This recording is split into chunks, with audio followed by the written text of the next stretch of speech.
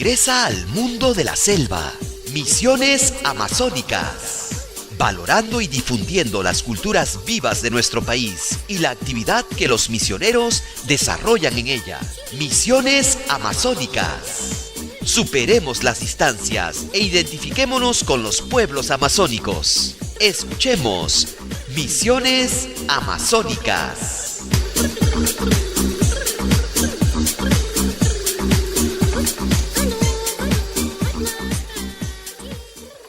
Para Misiones Amazónicas tenemos el gusto de conversar con Carolina Rodríguez Alza. Ella es especialista en Amazonía y encargada de Cinefron en Lima. ¿Cómo estás, Carolina? Bienvenida. Hola, Mónica, ¿qué tal? Muchas gracias por la entrevista. Gracias por cedernos este tiempo porque nos interesa muchísimo conocer esta buena práctica. Es una experiencia definitivamente de Cinefron. ¿Qué es Cinefron? ¿En qué consiste? Para que los oyentes también puedan saber cómo se lleva a la práctica. Bueno, el Cinefront es un festival internacional de cine amazónico de frontera. Eso es lo que significa Cinefront. Y este año 2017 hemos celebrado la tercera edición. Recién en realidad en Lima hemos celebrado dos fechas de este festival, en el 2016 y en el 2017. Entonces este festival se viene realizando en realidad desde hace 3 años en la ciudad de Marabá, Brasil. Entonces la iniciativa de traer el Cinefront a Lima es por parte de un amigo nuestro que es Gino Pérez. Él es geógrafo de la Universidad San Marcos y bueno, él ahora se encuentra haciendo su maestría en la Unifespa, que es una universidad de las regiones de Pará, en Brasil.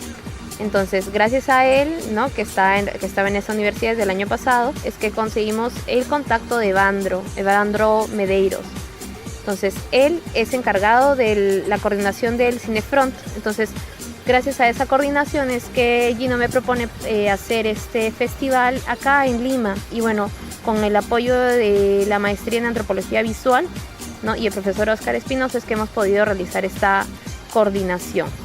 Este Festival Internacional Amazónico de Cine de Frontera en realidad es un festival que difunde el cine, ¿no? El cine específicamente amazónico, que se realiza en la región amazónica y tiene una función didáctica, ¿no? Es decir, vamos a llevar el cine para difundirlo, para que la gente lo conozca, pero también para reflexionar sobre las problemáticas que se viven en las regiones. ¿Qué problemáticas son esas que tú mencionas, que justamente el cine es una herramienta para acercar a las personas a estas realidades? Bueno, las problemáticas son muchas.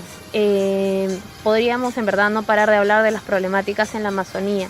Sin embargo, este año nos hemos enfocado en una específicamente, que es la de los pueblos en aislamiento y contacto inicial.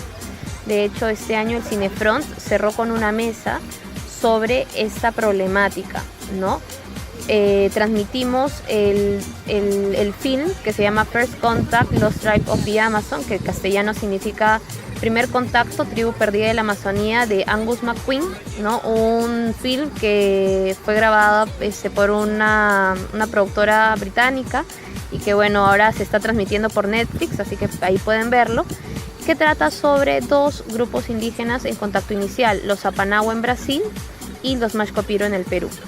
Entonces, a partir de esa proyección es que en el Cinefront tuvimos posteriormente una mesa de diálogo donde tuvimos tanto al productor, ¿no? y camarógrafo y a uno de los participantes de este documental del lado peruano, que es un funcionario del Ministerio de Cultura. Entonces ahí también se discutió un poco sobre cómo, por ejemplo, se presenta a la población en contacto inicial, ¿no? Desde ambos lados, cómo se presenta además a los estados peruano y brasilero frente a esta problemática.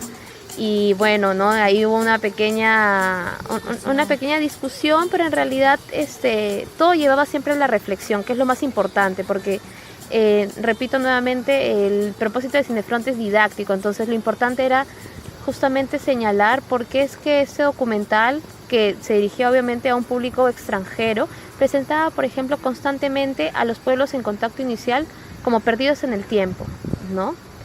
Incluso cuando el documental presentaba de que estas poblaciones, por ejemplo los Apanagua, que entraron en contacto directo con representantes de el Estado brasileño, ya narraban desde mucho antes que habían tenido contactos con otras personas, por ejemplo, algunas personas que hallaban en el monte, con las que tuvieron conflictos, y narraban además que esas personas han matado a sus padres, han matado mujeres, utilizaban pistolas, machetes, ¿no? Entonces, primero tenemos la idea de ¿cuándo ocurrió ese contacto? ¿No? Es efectivamente el contacto entre los Apanagua de Brasil y el Estado brasileño, el primer contacto. En realidad han estado perdidos en el tiempo. Entonces todo esto es algo que se discutió en nuestro festival con la proyección de ese tipo de este film y la mesa posterior de comentarios, ¿no? Ahora también en este Cinefront nosotros nos enfocamos en el homenaje de dos grandes productores, digamos, de cine amazónico. Por un lado, el documentalista Jorge Bodansky, que es brasileño, y Jorge Vignati, que ha sido director de fotografía y peruano, ¿no? Y que recientemente ha fallecido. Por el lado de Bodansky, ¿no? Como parte del homenaje que se rinde internacionalmente en el Cinefront, pasamos en verdad, un film que es bastante importante para entender la Amazonía, que es Iracema. Iracema es un film de más o menos 1974, ¿sí? Y es interesante lo que nos plantea este film, ¿no? Este film me habla sobre Iracema, una joven que se dedica a la prostitución, ¿no? Y un camionero, ¿no? Que recorre la carretera transamazónica que está en Brasil y que cruza la región de Pará, ¿no? Que es selva brasileña. Entonces lo que tenemos es que esta joven Iracema se reúne, ¿no? con este camionero, ¿no? Que va transportando además madera por toda la transamazónica, y se ve un poco en ese documental, se trata de representar la problemática de esa región, ¿no? Por ejemplo, la pobreza, por ejemplo, el tráfico, ¿no? De maderas, por ejemplo, también la desesperación de las jóvenes prostitutas que están en ese film, también por comenzar a salir del lugar donde están, ¿no? Recorrer otros lugares, ¿no? Y se ve, y nuevamente el mensaje que nos deja este filme es qué sucede con las carreteras, ¿no? ¿Qué sucede con las carreteras, no solo la transamazónica de Brasil, sino carreteras como la marginal, por ejemplo, que tenemos acá en el Perú, la interoceánica, ¿no? ¿Qué pasa, por ejemplo, en Madre de Dios, ¿no? Esta carretera que une Perú y Brasil, ¿qué cosa nos está trayendo? ¿Cómo se genera el espacio alrededor de estas carreteras, ¿no? Entonces, a través de todas las industrias como la madera, pero también tenemos en Madre de Dios, por ejemplo, la industria del oro, ¿qué está sucediendo, ¿no? Entonces, un poco también la reflexión de, a pesar de que estamos en el film nos presenta un contexto diferente sobre Iracema, sobre la transamazónica, nos damos cuenta que eso también tiene un correlato actual en el Perú. Tenemos muchas jóvenes Iracema, por ejemplo, en La Pampa, ¿no? Dedicándose a la prostitución, ¿no? Y siendo víctimas además de tráfico de trata de personas en medio de la industria de oro, ¿no?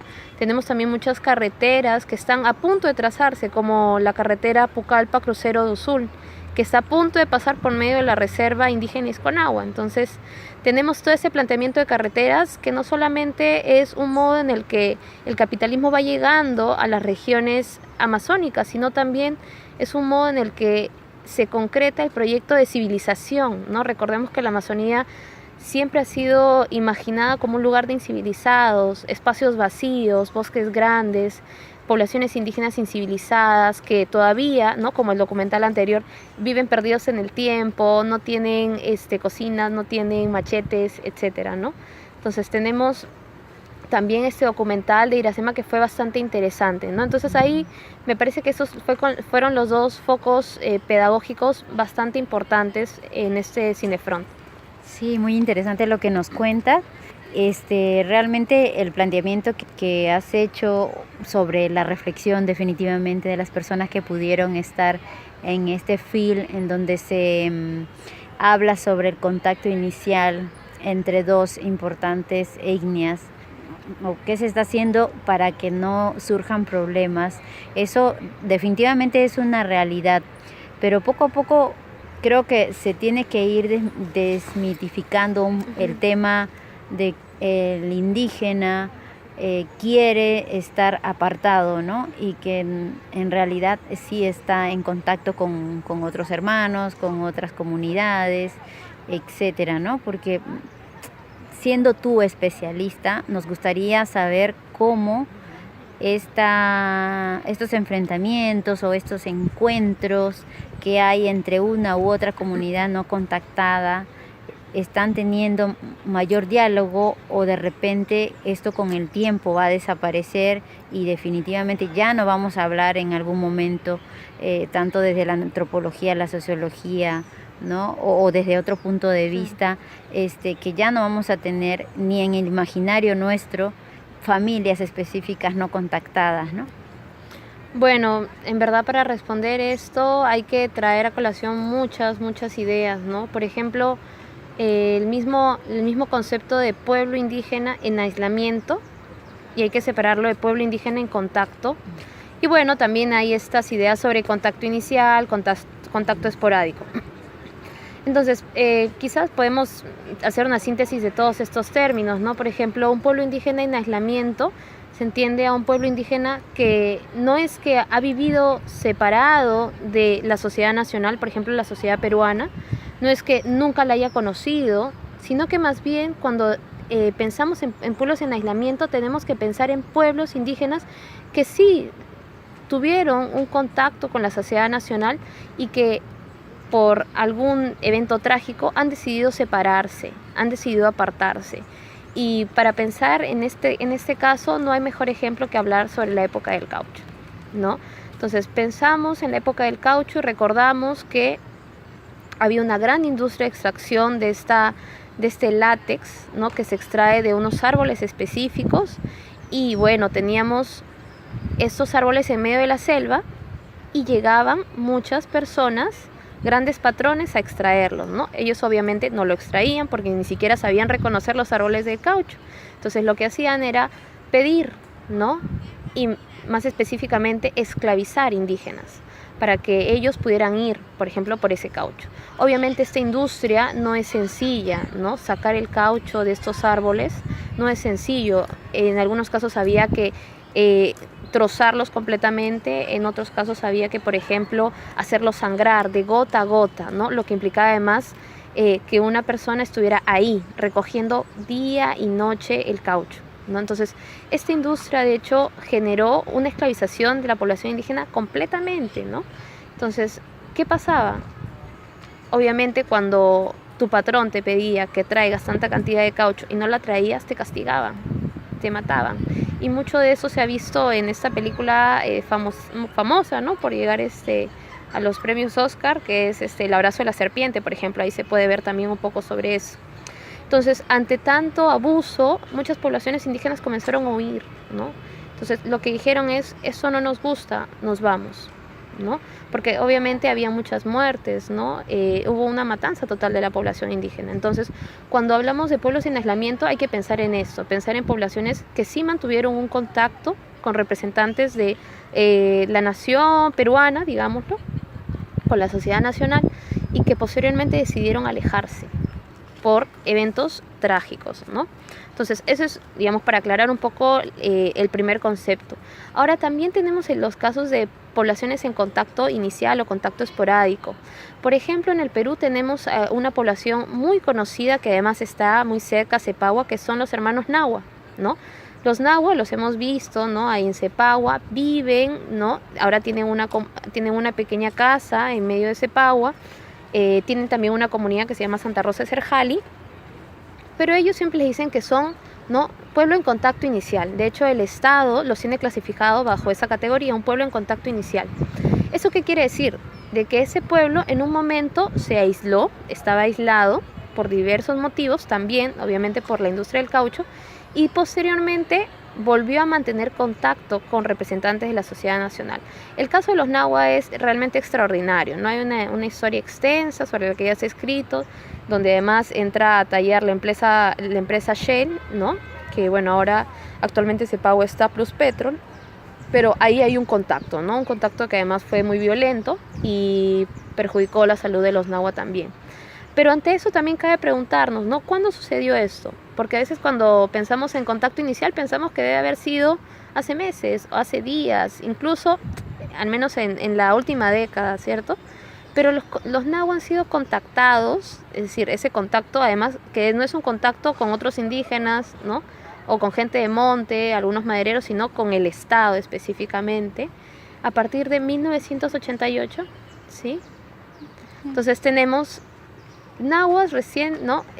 Personas nahua en contacto inicial, pero desde 1988, ¿no? Entonces entra ahí también un poco la discusión, ¿cuándo una población indígena está en contacto inicial y cuándo ya deja de estarlo, ¿no? Entonces tenemos este caso que es sumamente interesante, ¿no? Que ¿por qué tendríamos que decir que está en contacto inicial? Y también tenemos otro caso que son los hermanos Maxcopiro, que se encuentran también, ¿no? Que se encuentran también en toda la cuenca, no amazónica, y ellos más bien no están en aislamiento, tampoco tienen un contacto establecido, ¿no? Con el Estado, porque no han salido, por ejemplo, y ya son atendidos por el Estado, no, sino que tenemos que hay constantes avistamientos entre representantes del Ministerio de Cultura que están, ¿no? Ubicados en los ríos Las Piedras, por ejemplo, por donde normalmente se hacen esos avistamientos, y estas personas Maxcopiro saliendo constantemente, ¿no? A pedir, por ejemplo, algunos alimentos. Entonces, eso podríamos llamarle contacto también esporádico, pero ¿hasta cuándo, no? Pasa, por ejemplo, de ser esporádico a ser de contacto inicial. Y cuando alguien de contacto inicial deja de ser contacto inicial y pues lo podemos concebir como un pueblo indígena más, ¿no? Que está integrado a la nación peruana.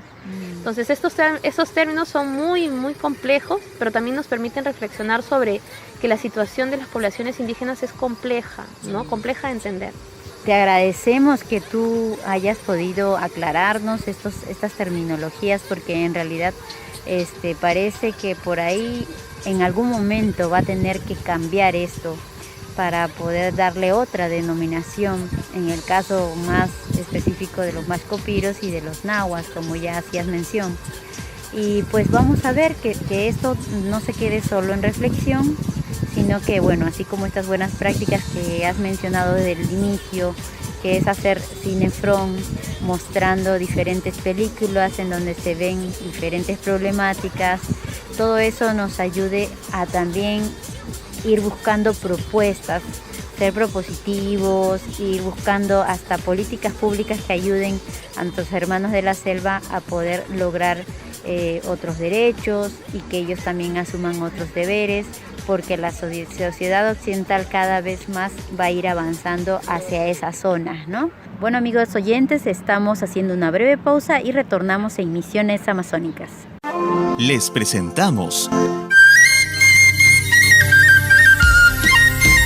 el Centro Cultural José Pío Asa, entidad de los misioneros dominicos que promueve el conocimiento y rescate de las culturas amazónicas, así como la actividad misionera en el suroriente peruano.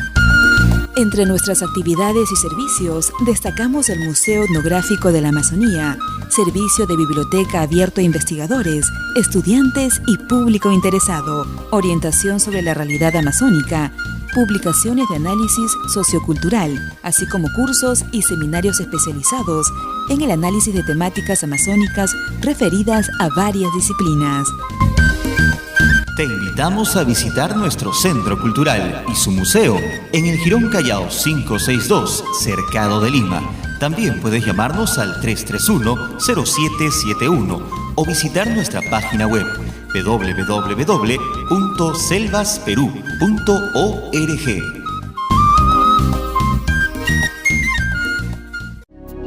Un misionero que dejó huella, un misionero que evangelizó en la selva del Perú. Padre José Álvarez, misionero dominico que fue llamado a Pactone por la etnia de los Amaracaeris y que significa papá anciano, papá bueno. Por su santidad y dedicación a los pueblos amazónicos se invita a la misa que se realiza para orar por su pronta beatificación. Todos los primeros miércoles de cada mes a las 6 de la tarde en la Basílica del Santuario de Santa Rosa, en la primera cuadra de la Avenida Tacna en el centro histórico de Lima. Ven y acompáñanos con tu familia y amistades para pedir por el siervo de Dios, el Padre José Álvarez Apactone, papá anciano, papá bueno.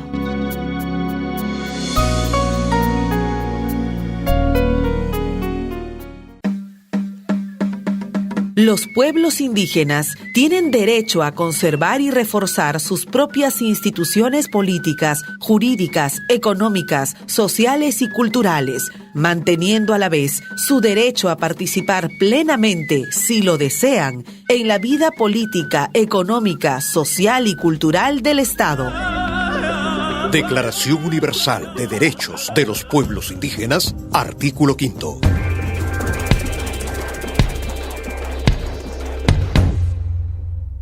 Continuamos con Misiones Amazónicas. Estamos con Carolina Rodríguez Alza, especialista en Amazonía y también encargada en Lima sobre Cinefron. Algo que nos comentabas también, Carolina, me decías que en el Cinefron, que ha sido realizado hace poco, también se hizo un homenaje a Jorge Viñati, que todos queremos, un gran cineasta que ha participado en grandes películas como Fitzcarraldo, como Aguirre, La ira de Dios. Entonces, cuéntanos un poco, bueno, todo esto, ¿no? Porque de la reflexión, luego también vamos a ir a lo propositivo, pero vamos paso por paso, a ver. Bueno, entonces te cuento, Mónica, que el Cinefront es un evento internacional, entonces desde su versión en Brasil siempre homenajea a un importante director o algún productor importante en el cine amazónico brasileño. Desde que se organiza acá en el Perú, nosotros hemos propuesto también homenajear a un peruano, ¿no? De modo que se homenajea tanto al peruano y al brasileño en ambos lados. Entonces, ¿qué sucede? Este año vino la propuesta de homenajear a Jorge Bodansky, pero también nosotros propusimos a Jorge Vignati, que es un peruano que recientemente acaba de fallecer. Y bueno, él no es un documentalista, sino más bien se ha dedicado mucho a la fotografía y a la cámara, ¿no? Entonces él ha participado en grandes producciones. De hecho, es muy recomendable ver Fitzcarraldo. Es un film un poco largo, sí, pero sumamente interesante, que te habla además, ¿no?, de un varón que está inmerso también en el mundo del caucho, ¿no?, en la industria del caucho. Entonces, la película Fitzcarraldo tiene una escena que es mítica, que es cuando Fitzcarraldo intenta hacer cruzar un barco por un pequeño istmo, ¿no? Que es, en vez de darse la vuelta de un río hacia otro, lo que hace es pasar el barco por una porción de tierra para llegar hasta el otro río, ¿no? Como un atajo. Ahora, ¿qué es lo mítico de esta escena? Que es un barco enorme, ¿no? Y que además, ¿cómo es que lo hace cruzar? Lo hace cruzar a través de un sistema en el que trabajan poblaciones indígenas. Entonces ahí podemos ver mucha población, por ejemplo, Xáninca, Machiguenga seguramente, ¿no? Pueblos del grupo indígena Arawak, ¿no? Entonces vemos todo ese esfuerzo. Entonces, de hecho, a propósito del fallecimiento de Vignati, Herzog se pronunció, ¿no?, y le agradeció a Vignati el haber podido realizar esta tremenda escena, porque Herzog dice que sin él no lo hubiera sido posible, ¿no? En esta mesa que tuvimos en homenaje a Jorge Vignati presentamos dos documentales en los que Vignati participa en la fotografía, y son documentales de Aniquini, se llama el director. Un documental es Radio Belén y el otro es Hombre Solo, ¿no?, que son además dos obras sobre cine amazónico, ¿no? Jorge Vignati también tiene otras obras, otras producciones donde ha participado alrededor del mundo en realidad, ¿no? Entonces, nosotros nos centramos solamente en su participación en la Amazonía. Hubiésemos querido pasar Fitzcarraldo, pero es una película bastante larga y bueno, es una bastante conocida. Quisimos explorar otro ámbito de su producción. Entonces, esta mesa fue hermosísima, no solamente por las producciones que reproducimos, sino también porque tuvimos el honor, en verdad el gran honor de tener a unos invitados de lujo. Tuvimos en primer lugar a Sonia Llosa, la esposa. Luego también tuvimos la presencia de Nora de Iscue, que ha sido directora del Viento de la Ayahuasca y que trabajó también por muchos años con Vignati, grandes amigos, y Francisco Adriancén, ¿no?, también productor de Desde el lado del corazón, ¿no?, director de ese documental. Entonces, en esta mesa lo que pudimos ver es una reflexión sobre la obra de Vignati, pero una obra además muy comprometida, ¿no? Una obra que, por ejemplo, Nora Isque nos contaba que cuando llegaron a la selva y estaban trabajando en el viento de la ayahuasca, dice que un panal, creo, de avispas, de unas hormigas, ¿no? Cayó y ella saltó en un momento, se asustó, tuvo miedo, porque son unas hormigas que además pican muy fuerte, ¿no? Unos insectos que pican muy fuerte, y Vignati estaba ahí, bien plantado con su cámara, ¿no? Así, sin moverse. Nos contaba eso, nos contaba también, por ejemplo, Sonia Llosa, que luego de la producción con Herzog de Fitzcarraldo, Vignati pudo comprarse una cámara mucho más especial, ¿no? Y se elogió mucho también su generosidad, ¿no? Vignati, nos comentaban, para las personas que recién lo hemos podido conocer tras su fallecimiento, que era una persona muy amable, ¿no? En ese tiempo no era tan sencillo tener una cámara, ¿no? Una filmadora. Entonces, se elogiaba mucho, por ejemplo, el hecho de que los documentales de Aniquini, Hombre Solo y Radio Belén, fueron hechas con la cámara de Vignati, ¿no? Y obviamente para ese entonces alquilar una cámara era muy costoso y él nunca cobró por eso, ¿no? Entonces hemos tenido una mesa bastante bonita, una reflexión bastante importante. Francisco Adriancén nos comentaba que le llegó a hacer una entrevista en la ciudad de Cusco hace unos años y que todavía está comprometido a editarla y luego difundirla, ¿no? Donde hablan también sobre el paso de Vignati por la Amazonía, ¿no? Entonces tenemos esta primera mesa de homenaje a Vignati que ha sido muy importante. Ahora también aprovecho, Mónica, para contarte que el Cinefrón 2017 no solamente se dedicó un poco sobre la reflexión, sino también, como tú dices, a proponer, ¿no? Entonces, tenemos este año el lema que es el cine de reexistencia, y de hecho para pensar en la reexistencia no solamente hay que pensar en la parte de resistir, sino también en cómo el cine amazónico viene existiendo actualmente.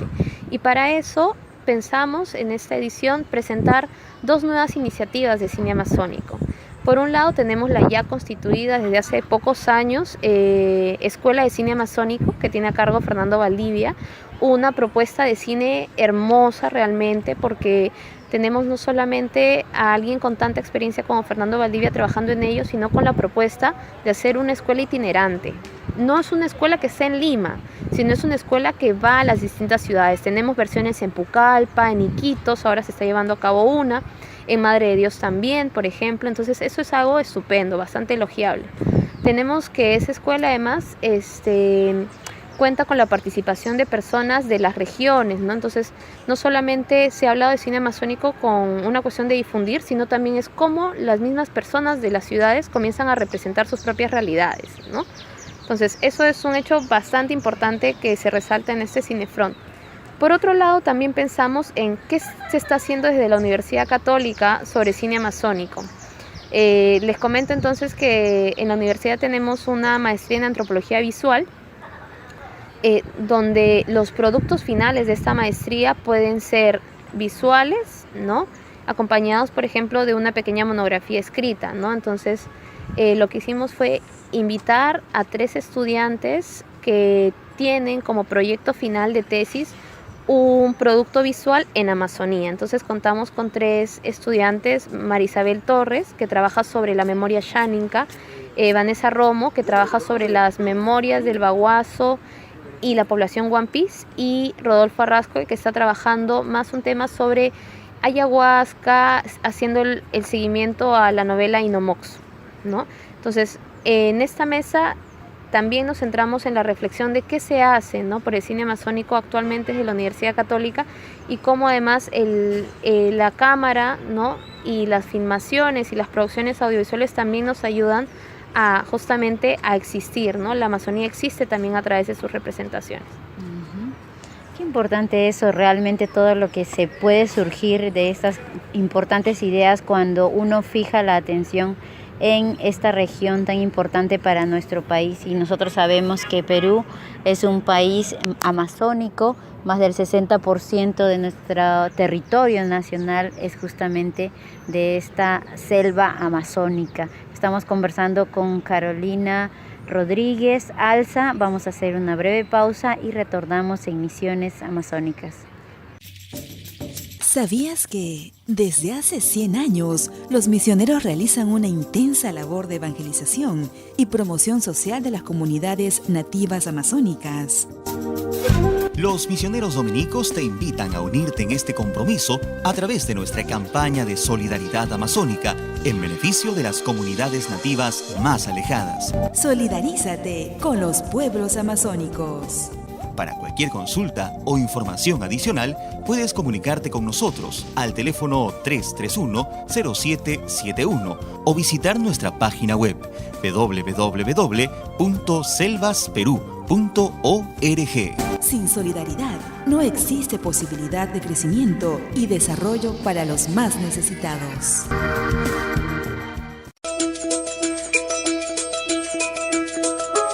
Recuérdame en tus oraciones. Yo también creo en Dios. Es el lema de la cadena de oración que se inicia para pedir por las misiones en la selva. Te invitamos a unirte a esta cadena de oración elevando una intención por las comunidades nativas que son atendidas por los misioneros dominicos en Madre de Dios, Cusco y Ucayali. En tu grupo de oración, en familia y personalmente, pide por el fortalecimiento y la expansión de las misiones católicas en la Amazonía de nuestro país. Únete a la cadena de oración por las misiones en la selva y recuerda que la oración es pieza clave para la comunión. El Vicariato Apostólico de Puerto Maldonado te lo agradecerá. Para mayores informes, comunícate con el Centro Cultural José Pío Aza al 331-0771 o visita nuestra página web www.selvasperú.org.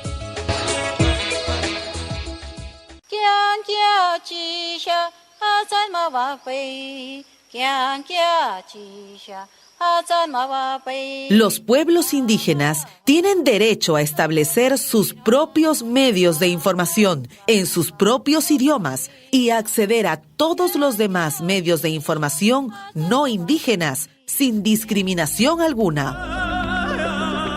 Declaración Universal de Derechos de los Pueblos Indígenas, artículo 16.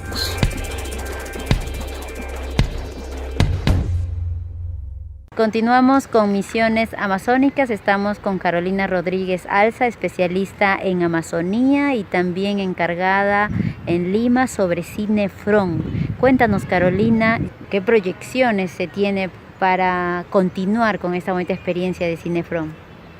Bueno, el Cinefron tiene pensado continuar, ¿no?, en sus versiones en Lima, así como en Brasil, ¿no? Esta es una iniciativa que viene desde la ciudad de Marabá y pensamos aprovecharla al máximo porque ha sido un importante evento que nos ha permitido reflexionar sobre Amazonía y bueno, hay mucho sobre lo que reflexionar, así que tenemos todavía para rato.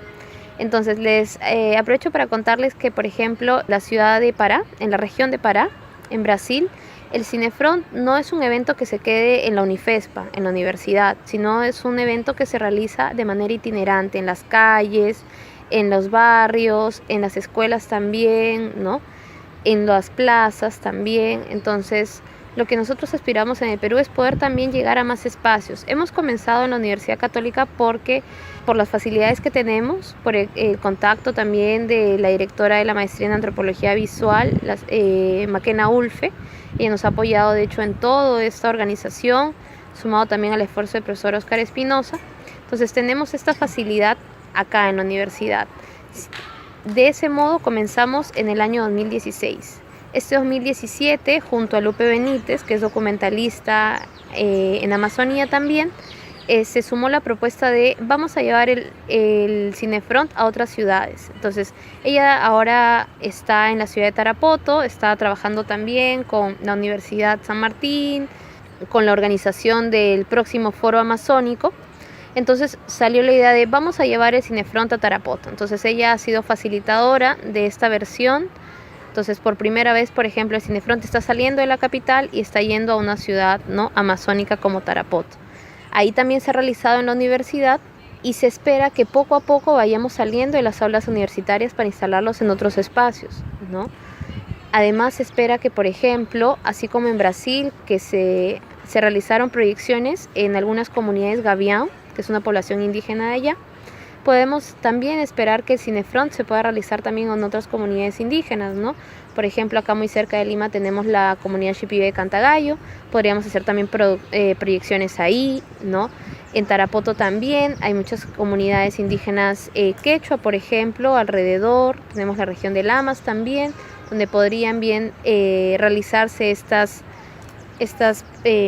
proyecciones, ¿no? A partir también de los comentarios de las mismas personas, de un modo de que no solamente asistan a los espacios que se han creado, sino que los espacios lleguen hacia ellos, ¿no? Para que pueda contar también una mayor participación. Entonces lo que esperamos en realidad el siguiente Cinefront es un evento que vaya ampliando los espacios de realización, ¿no? Que vaya llegando más a la gente.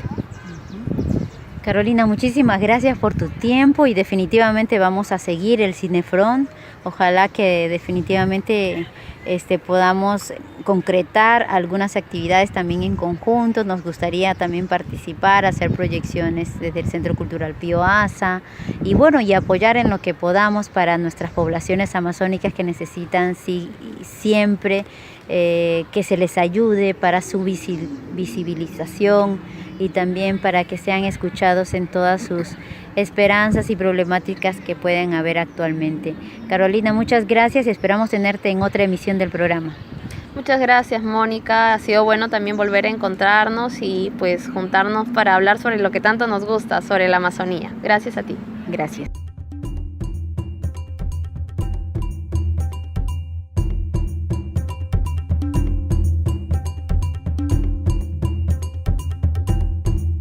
Ellos nos cuentan testimonios y experiencias de misioneros, laicos y especialistas en la Amazonía peruana.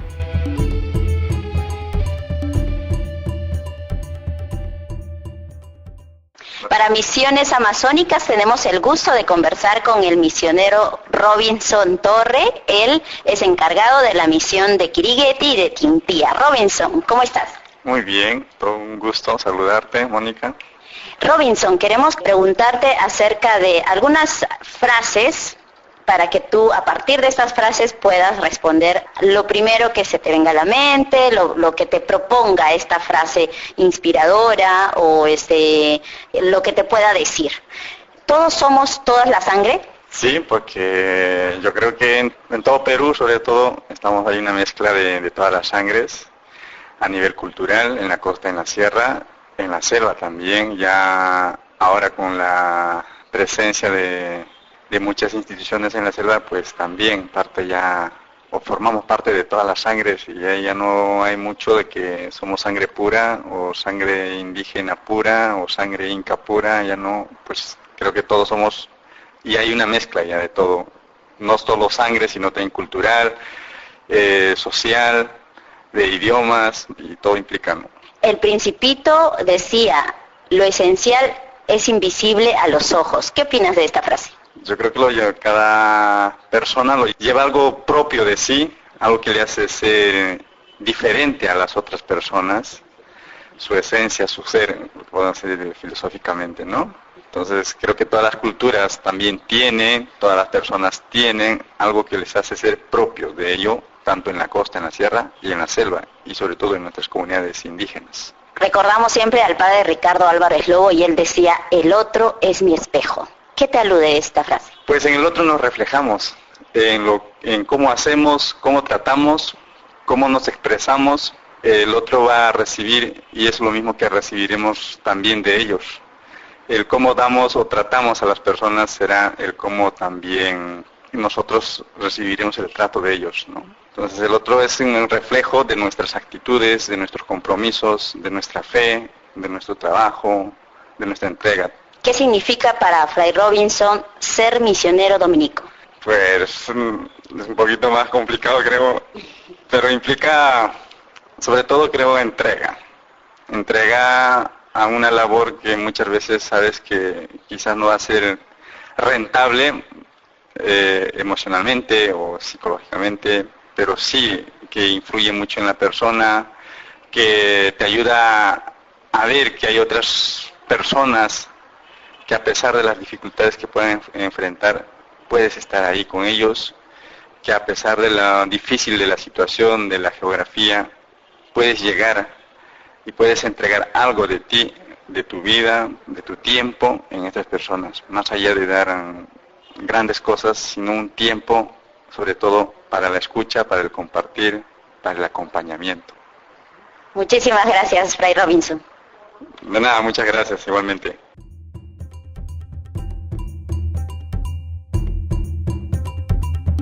Letras amazónicas.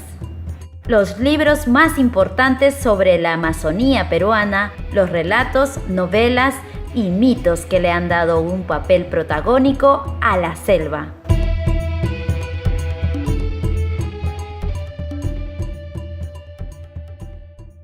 Estamos con Ricardo Virgües hablando de literatura amazónica. Ricardo, ¿cuáles serían los escritores que actualmente representan mejor la cosmovisión amazónica? Bueno, la literatura amazónica definitivamente es muy moderna, es muy cosmopolita incluso. Tenemos en narrativa a Werner Bartra, ¿no?, que ha ganado varios premios y además ahora es director de la Dirección Desconcentrada de Cultura de Loreto. Él es premio del premio Horacio. Luego también tenemos a este narrador joven de Tingo María, Eli Caruso, un narrador extraordinario. Sus libros son bestseller en el lugar donde vive. En Iquitos también hay... Werner Bartra es de Moyobamba, pero vive en Iquitos. Hay un narrador de San Martín llamado Juan Rodríguez Pérez, pero que radica en Lima. Él probablemente sea el narrador más destacado, tiene una obra amplia, con un estilo envolvente, un poco al estilo de Proust, y que nos narra las vivencias de la selva alta, especialmente de la selva de San Martín, con una sensibilidad, una profusión de imágenes, sin caer en ningún momento en el regionalismo, que te seduce por el realismo y la forma tranquila como va describiendo las acciones y los acontecimientos. Yo diría que estos escritores son los que ahora destacan más a nivel amazónico, no tienen nada que envidiarle a los escritores peruanos en general. Es más, yo diría que están entre los más destacados de la narrativa peruana, así que tenemos narrativa amazónica moderna de primer nivel.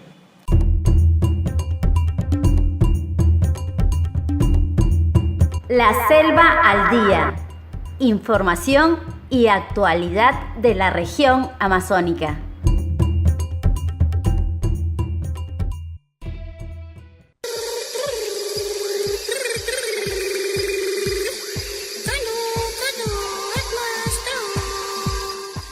Continuamos entonces en Misiones Amazónicas con noticias de la selva, de esta región maravillosa amazónica. Luego de que la zona norte de nuestro país enfrentara altas temperaturas por el fenómeno del Niño costero, ahora se vienen los embates de las heladas y el friaje entre abril y septiembre en el sur del país. El CENAMI advirtió que las temperaturas mínimas durante esta temporada podrían alcanzar los 20 grados bajo cero en las zonas altoandinas del sur como Arequipa, Puno, Tacna y Moquegua. En cuanto al friaje en la región amazónica, el CENAMI precisó que habrá una caída en las temperaturas en la selva baja, en las regiones Ucayali, Madre de Dios y en menor medida en Loreto. Se precisó también que el friaje podría llegar a los 10.5 grados en Puerto Maldonado. Esta es una nota sacada del diario La República, así que agradecemos a nuestros colegas de este diario. También lanzan importante estudio cartográfico de áreas naturales protegidas y territorios indígenas en la Amazonía, con el objetivo de contribuir al conocimiento y la gestión de las áreas naturales protegidas y a la seguridad de los pueblos indígenas. La Red Amazónica Técnica de Información Socioambiental Georreferenciada, lanzó su nuevo estudio denominado Cartografía Histórica de Áreas Naturales Protegidas y Territorios Indígenas en la Amazonía. Este trabajo presenta mapas temáticos actualizados al 2014 de las áreas naturales protegidas y de los territorios indígenas de la Amazonía.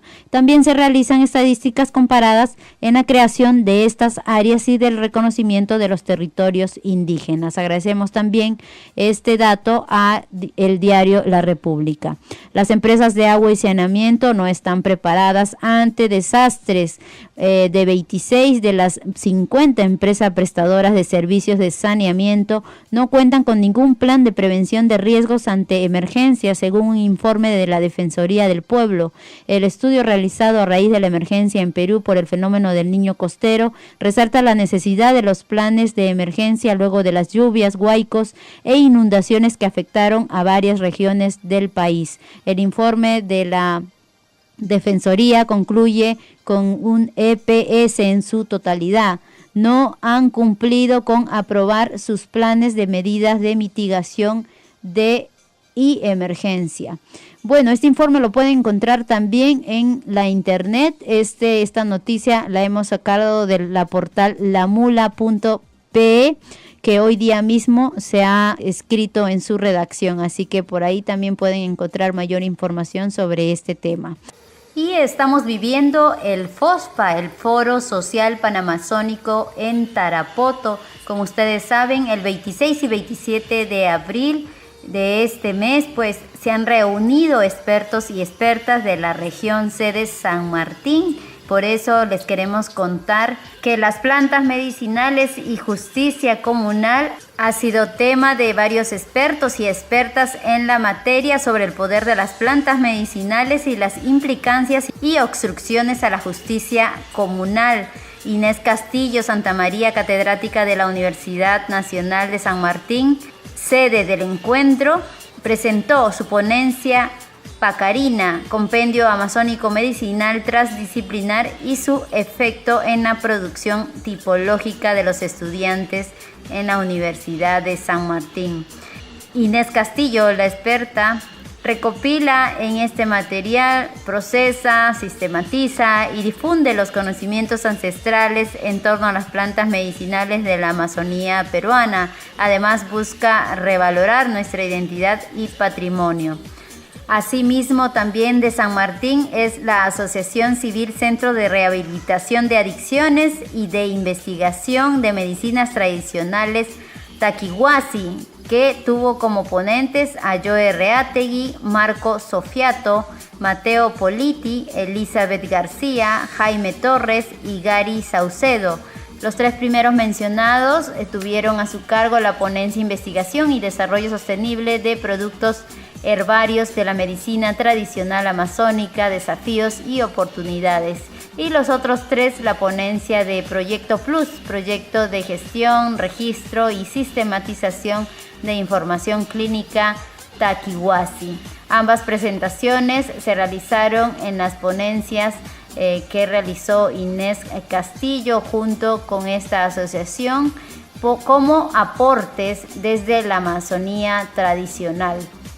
También cabe mencionar la exposición de Lionel Bardales del Águila, cuya ponencia fue la colisión de la Administración de Justicia Comunal en la Administración de la Justicia Ordinaria en el delito contra la seguridad pública en la modalidad de tenencia ilegal de armas de fuego en la etnia Aguajún, provincia de Rioja, región San Martín, el 2015. Este trabajo lo realizó a la par con los investigadores Chávez y Quinteros. Se trata de una investigación de tipo descriptiva. La población y muestra de estudio la conforman 458 pobladores aguajún, a quienes se les aplicó una encuesta, entre otras acciones. También se entrevistó a 5 jefes o apus de comunidades y analizaron diversos expedientes y sentencias judiciales. Vale resaltar que el encuentro de investigadores contempló la participación de cerca de 30 expositores y expositoras de diversas disciplinas y el ingreso a todas las actividades fue completamente libre en Tarapoto, donde se está realizando el Foro Social Panamazónico. Nosotros le traeremos más novedades porque estamos participando en el Foro Panamazónico como Centro Cultural José Pío Asa, también llevando nuestra experiencia y acercándonos a diferentes personas, asociaciones, colectivos, líderes indígenas que también conozcan un poco más sobre nuestra labor amazónica desde el sur oriente peruano. Y bien amigos, ya tenemos que despedirnos del programa. Muchísimas gracias por habernos escuchado. Nos estamos reencontrando la próxima semana, como siempre, a través de esta emisora con Mónica Villanueva y Misiones Amazónicas. Hasta luego.